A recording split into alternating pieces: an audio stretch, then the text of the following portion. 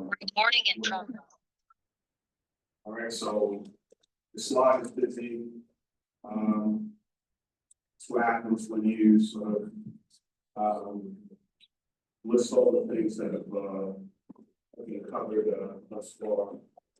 So basically, what you see on the slide is, and I'll make this available. What you see is pretty much what you're responsible for your midterm. So, any questions? Anything that, yes? How many freebie questions have we got? Haven't determined that yet. Well, we get out this one, right? At least one? Yeah. Oh, yeah. Alright. You're not right. You're not right, though. Not because last time we didn't get any. So, no, like, I'm talking like a true fan. Like, did you read the syllabus? Yes.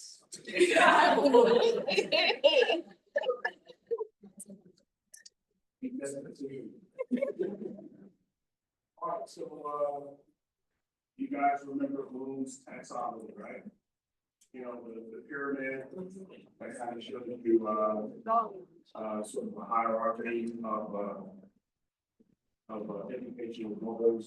We went over different diagnoses. You may have an opportunity to apply differential diagnoses on your exam. And terminologies, always love terminologies. And biopsy methods, you know, the difference between incisional, fine needle aspirations. Again, you may have an opportunity to sort of apply which would be the most appropriate biopsy method for a particular lesion or how the lesion displays itself. Whether it's solitary, diffuse, brush biopsy, vital signs, vital stains, the whole concept behind intraoperative consultation, frozens, remember that? Transport medium, difference between shell, 10% formalin. What are the indications for each one? All right. EX, what does EX stand for?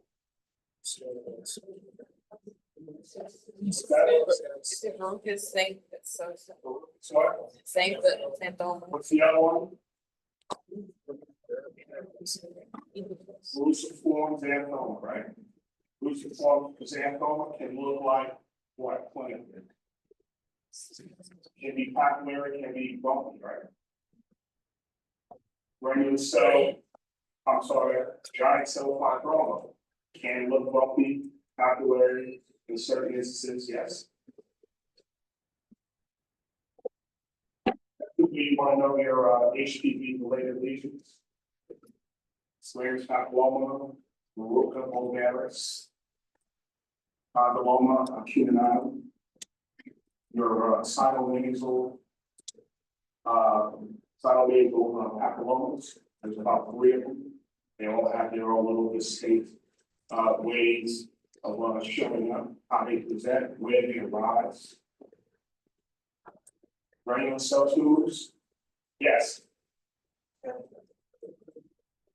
Lipomas, or lipoma is the only entity that can appear as a yellow nodule in the yellow cavity. Neurofibroma, solitary or multiple lesions. Neurofibromatosis type 1 or von Recklinghausen's disease with a host of stigmata. Yes. Neuromas, what's the typical body type or body habitus Elongated. with any N to B? Elongated. What's that? Morphinoid body type. Elongated limbs, elongated fingers, so elongated faces, And of course, they present with multiple mucosal. What's another name for ethylene? Okay, so do they intensify with sun exposure or not? Yes. Well, I know a canthone, can it look very alarming clinically? Is it something to worry about? Ultimately? Okay, so oral melanotic macule. Of course, they're typically solitary, they can occur anywhere in the oral cavity. Or just some of your symptoms that can be associated with multiple oral melanotic macules. And of course, leukoplakia, or leishmaniaplakia, both of them are diagnoses of exclusion, yes and no. Maybe? Okay. Metallic tattoos, and they look like an oral melanotic macule or a labial melanotic macule. What are some of the endocrinopathies that can lead to a generalized pigmentation? All right, so you want to sort of review that because there may be a couple of questions that may appear confusing or I'm trying to confuse you, but in most cases, I'll always include a sort of a clue within the question. Please read your question very carefully, take your time, do not rush, and feel like you're skipping over words. Just stop, take a breath, and you want to go on to the next question. But always remember to return to the question that you skipped. I've noticed that a lot of people, they see a particular term, they get triggered, they answer immediately. Just take your time, read things thoroughly, read them backwards if you have to. Cover up the triggering term, read the other words. Any way you can get through the sort of troublesome question, take your time. There's no rush. There's no need to rush through these questions. Again, I'll always, in many instances, have a clue inside of the question. And just like the once in a while gimme, true gimme, I'll have some that will stomach. All right, so again, familiarize yourself with all the entities, make a list, do your own groupings. I know you like to create matrices, you like to create these, really esoteric grouping schemes. Keep it simple, whatever works for you. If it doesn't work for you, maybe you can want to take some of these suggestions to heart. What are the players? Close your eyes. Are you able to recall what you've gone over? That's the first level. You know what's out there. That's 25% of the time. And for each one, know the definition, what it looks like clinically, what are the treatments, prognoses, then start grouping. What makes these entities similar, dissimilar, tricky, and watch out for this one because it can very, very much stump me in a situation of stress. Get together, sure you all have your own private groups or whatever, get together, quiz each other. When you're in the textbook, cover up the words, just look at the pictures, see if you can recognize the entity. Cover up the picture, see if you can recognize and memorize the definition. What is it? Is it a needle product? Is it reactive? Is it metabolic? Play games with yourself. Do not put yourself into thinking, oh, I got this, I got this.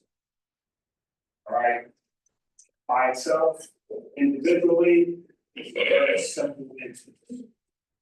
You put them all together in the right context, really have to focus.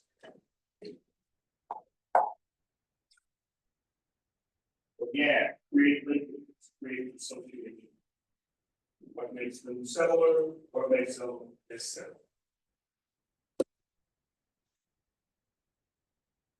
Alright, so the upper, I guess that would be your left.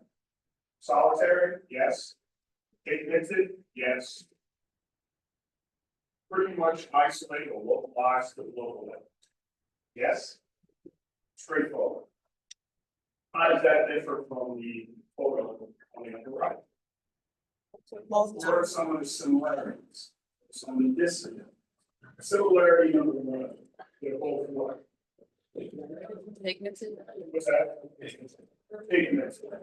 What's the obvious dissimilarity? It's not solitary. One is Solitary. localized, solitary, the other. All right, so you want to make a rule, a generalized rule, anytime you see diffuse, multiple, you may want to start thinking something that's systemic, genetic, developmental. In the case of certain entities, viral, especially if you see clustering, yes? So in this sense, you have to guess what would be your favorite, or what would be at the top of your differential this game. What's that? Oral melanotic macule, labial melanotic macule. If this doesn't come to mind, what would you like to do? If you were thinking something more generalized, more developmental, more systemic, forward on the upper right. What are some of the things you may want to ask the patient? Or if you're looking for medical history, what are some of the things you're looking for?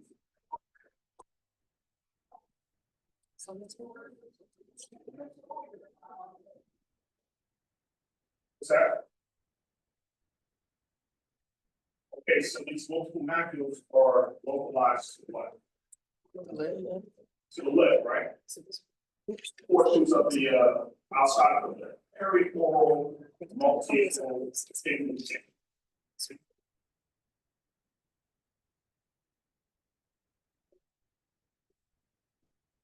What, Chad? I don't know. Same. Are we guessing what it could possibly be? What are some of the questions you might want to ask? For the second one, I guess, if they have any intestinal issues, I Do guess. you agree, disagree? Okay. Anything else? Anything else you want to add?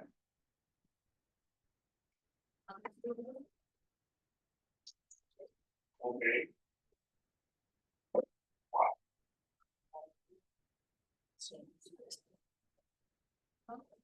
What do you think of Sunday school?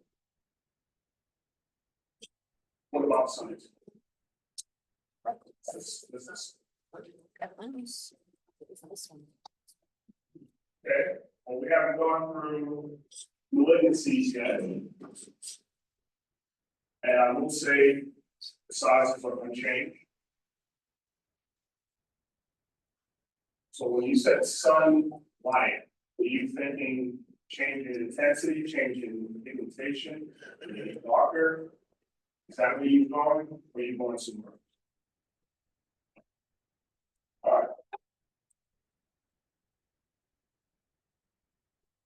What's unique about this entity? I'll tell you that it's relatively firm soft. What's the biggest thing that jumps out at you? The color? The color? The color. Location. So we have the floor and the bottom. Color. What's the color? Yeah, I love it. Okay. So what are your top three? Top two. Okay, let's- Is that number one? No. What's number two? Lymphoma? Okay. So we perform biopsy, this is the histopathology. This portion here.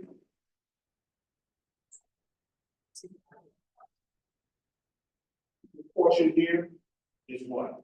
So since we're within the old cavity, it's the mucosa of the field. All right, it's got keratin. Yeah. And underneath, you have this proliferation. You have these cells. I know it looks busy. I know those dark areas are the nuclei, but what can you tell me about these structures here? Tell me about the side. What's that? Dark. This stuff here. What's what? What's that? Granite. So. Here we have a nodule. That's composed of these granular cells. Hence, the diagnosis is what? Granular cell tumor. Granular cell tumor. What's very, very interesting about the histopathology of granular cell tumor? The S100. So look at these, so look at how the epithelium is treated by the tumor underneath. You have these individual islands. It looks like these individual islands are making its way inside of the lesion. They call this a type of hyperplasia, pseudo-epithelioma hyperplasia. To the untrained eye or someone who's not familiar, you may run across a lot of general pathologists. Not a lot, not nowadays, but historically, quite a few who were not familiar that granular cell tumors can occur in the oral cavity. They write a pathology report and send it to the someone like you and say, hey, this is a swing cell carcinoma. But you know, at least clinically, that diagnosis doesn't jive. It's a very smooth surface, nodule, it's localized. Patient wasn't even probably wasn't even aware that this lesion occurred. Does this look worrisome? Does this look like a tumor? I'm sorry, a malignant tumor. Behavioral speaking, does it look like it's causing or creating any problem for this patient? Doesn't. So that may be one of those things where you have to call the pathologist and say, hey, wondering how you arrive at that diagnosis. You can look at the request form. I described it as a yellow color, localized nodule. Could it be granular cell tumor? What this dentist is telling me, you know, or she knows what a granular cell tumor is. Hey, let me go back and check. And lo and behold, they will probably more than likely see the underlying granular cells. All right, P's. Gotta know your P's, right? What are the 6 P's? Number 1. Peripheral, Number 2. pyogenic, 3. peripheral. Peripheral osteoid fibroma. Yeah. 4. Peripheral what? Giant cell. Peripheral giant cell granuloma. Next one. Perilous. Next one. One more time. Okay, so what's at the top? What's the top 2 agonogenic entities that protect as a peripheral lesion? Irritation. What's the top odontogenic tumor that can protect as a peripheral lesion? Pyogenic. What's the number 1? Pyogenic. What's the big odontogenic tumor that everybody knows? Gladstone. Glioblastoma, peripheral glioblastoma. And then there's another one. Actually, there's four of them, but I'll settle for two. Pinboard. So always remember pin, which is calcified epithelial diabetic tumor. Another P for another P. Glioblastoma, pinboard tumor, and diabetic fibroma. So it looks like a fibroma, a diabetic fibroma. P, pinboard, and glioblastoma. You're looking for, if you're considering a paralysis, what must you do to rule out paralysis? Yeah, it's not defined. So what do you deal with the gun first? Science track. Right. What's that? What must you see in the paralysis? You gotta see something in order to use the gun first.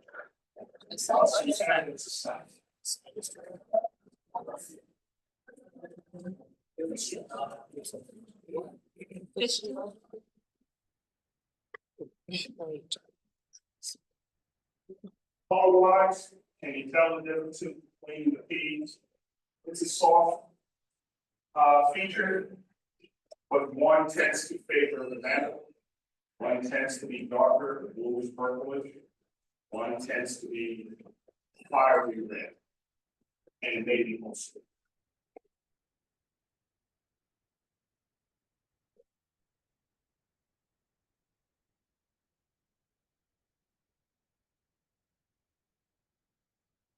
Any questions?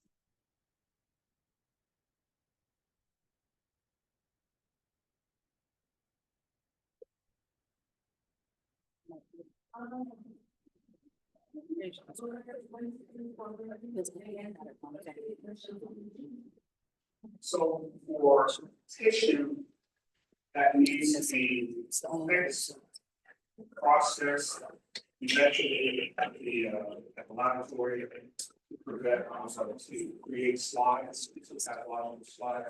The slides we use to look at under the microscope. The tissue has to be fixed in 10% quality. In cases of certain autoimmune diseases, those pemphigoid, symphytic pemphigoid, and then go into that active disease. Those are autoimmune diseases. And so, in order to test for certain patterns in those kinds of tissues, the transport medium has to simulate the intraoral environment. Hence the term Michelle's solution as the perfect amount of or types of ions within the solution that will sort of preserve the natural state of the tissue, fresh tissue, that will keep it as fresh as possible. Obviously, there's an expiration date, it's only good for about 5 days, so it's best to know exactly where you're going to send this. More than likely, it's going to be the pathology lab, since they deal with a lot of skin issues, etiology. So you're, for the most part, you're rotating through perio, emergency, oral surgery, a soft tissue lesion. That's the one you're using the fingers.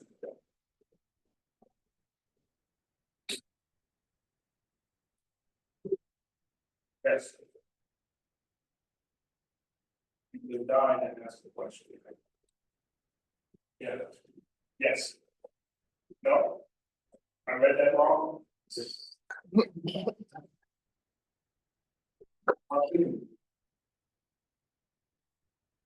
Yes.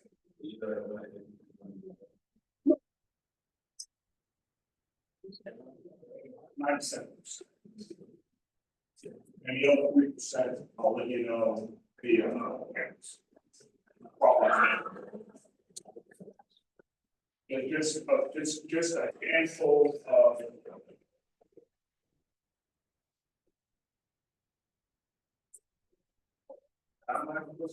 What does OPMD stand for? Potentially malignant malignant. Right, so there are going to be a handful that I want you to read read about from the textbook. And that includes, smokeless keratosis. All submucous fibrosis.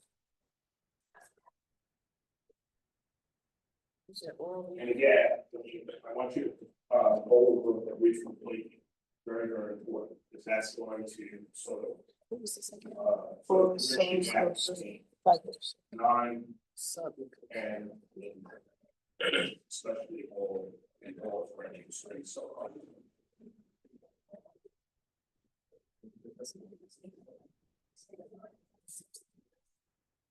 Two more. Actinic telosis and actinic keratosis.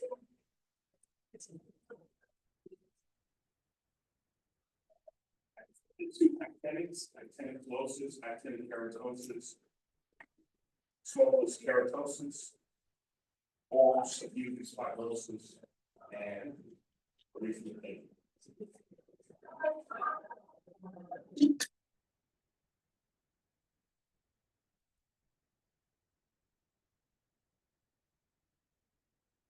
It's the R in leopard circumstance. Light. The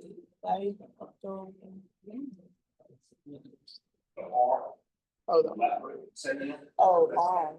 Read, yeah, read.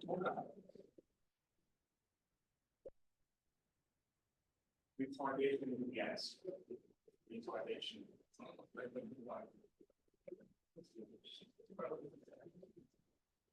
Oh. Difficulty. Anyone else? Retardation of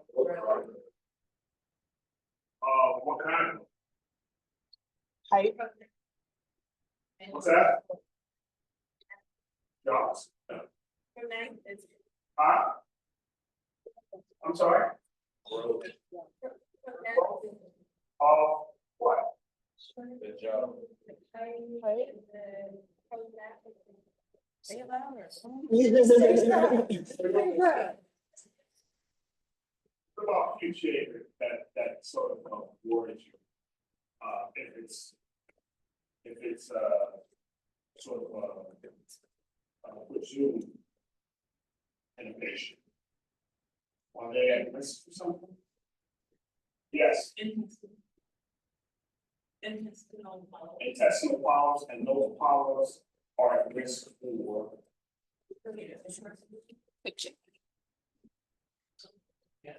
What? Did you say anything else? They gotta do.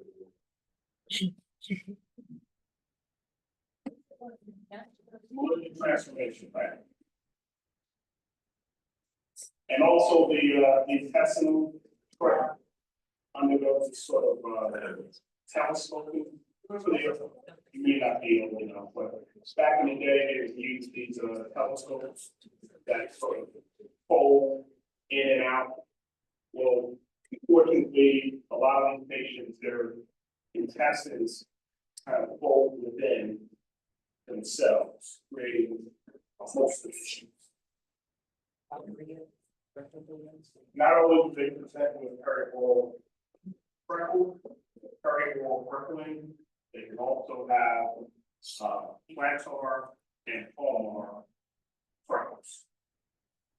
So just part of those deals, the sitting in a chair, you notice the perioral freckling, they shake their hand or find an excuse to look at the palm of their hand just to sort of see if in fact there is a manifestation there as well. I can take off their shoes, but they see it on their hands, more than likely, they probably have it on some of their feet.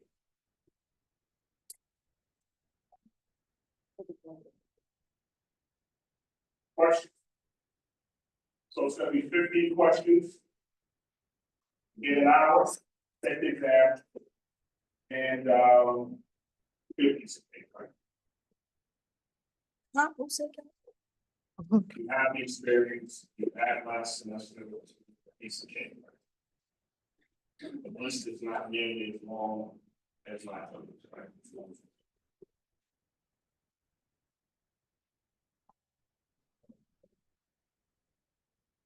Yes.